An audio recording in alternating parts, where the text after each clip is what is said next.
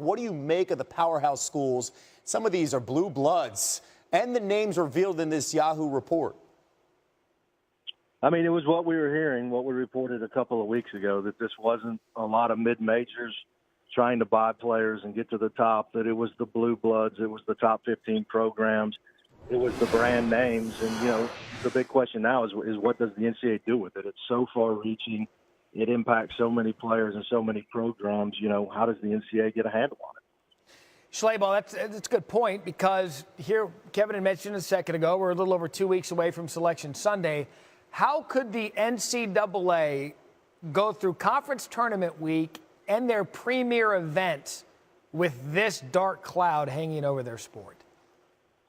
I don't think that they have another choice. I'd have to go back through it with a fine comb, the Yahoo report, but I think it's only a handful of active players. Most of the guys on this list, Dennis Smith Jr., Fultz, the guys you mentioned, are gone.